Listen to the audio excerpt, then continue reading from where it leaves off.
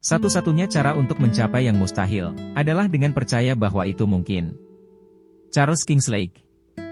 Halo sahabat Suara Bagolia. Ada sebuah cerita motivasi kerja dan juga sangat menginspirasi untuk saya sampaikan pada video ini. Saya yakin kamu akan mendapat pelajaran berharga dari cerita inspiratif singkat yang satu ini. Cerita yang bagi sebagian besar orang terlihat mustahil, tidak mungkin bisa dilakukan, apalagi jika kita melakukan dan berpikirnya dengan cara yang biasa. Pada video kali ini, saya akan bercerita mengenai bagaimana cara menjual sisir kepada orang yang gundul alias tidak punya rambut. Penasaran? Tonton terus video ini agar kita bisa mengambil pelajaran penting dari kisah ini. Ini dia kisahnya. Sebuah perusahaan melakukan tes terhadap 3 calon staf marketing barunya. Tesnya cukup unik, yaitu mereka, para marketing itu diberi tugas harus bisa menjual sisir di biara Shaolin dalam waktu 1 minggu.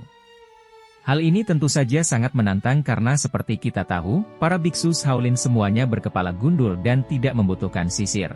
Kesulitan inilah yang membuat calon marketing pertama hanya mampu menjual 1 buah sisir.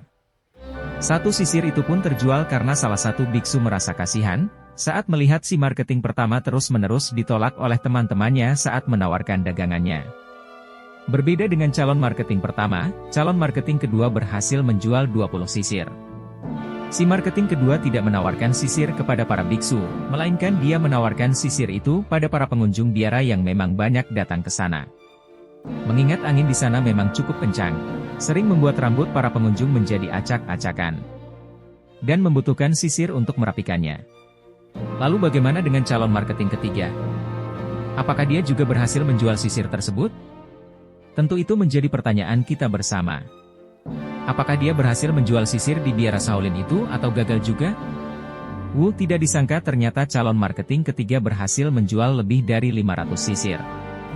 Lalu, bagaimana caranya?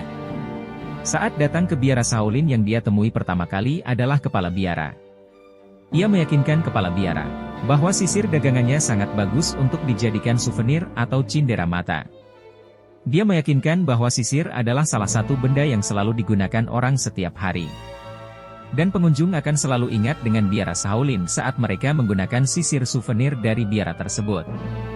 Si marketing ketiga juga menyarankan untuk membubuhkan stempel biara Shaolin pada sisir yang dijual, serta memasukkan kartu berisi doa keselamatan dan kesejahteraan dalam 1 paket penjualan. Tidak lupa dia juga akan menyisihkan sebagian keuntungan dari penjualan untuk kebutuhan biara. Sang kepala biara pun mengangguk-angguk setuju dengan usul itu. Dan itulah kunci keberhasilan dari penjualan si marketing ketiga.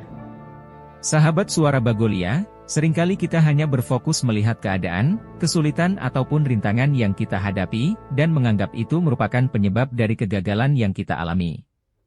Hal ini sama persis dengan apa yang membuat calon pertama gagal.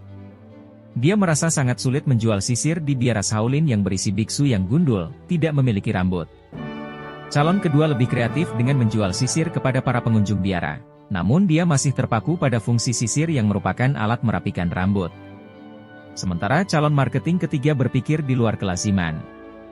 Atau biasa dikenal dengan thinking out of the box, dia berhasil membuat sisir bukan hanya sebagai alat merapikan rambut, namun juga sebagai souvenir yang bagus untuk diberikan. Sahabat Suara Bagolia, jika kita sering berpikir bahwa keadaan, kesulitan, rintangan sebagai penyebab kegagalan, maka orang sukses justru berpikir sebaliknya, mereka selalu berpikir bahwa keadaan, kesulitan ataupun rintangan merupakan peluang untuk meraih kesuksesan. Kita tidak akan pernah bisa mengendalikan atau mengontrol keadaan, namun kita bisa mengendalikan respon apa yang akan kita lakukan saat berada di keadaan tersebut. Selalu merespon dengan positif dan kreatif maka hasilnya juga akan positif. Terakhir, saya berdoa semoga kalian semua selalu diberikan kemudahan dan kelancaran rezeki. Amin. Berikan komen, share dan subscribe jika video ini bermanfaat. Sampai jumpa di video berikutnya. Terima kasih.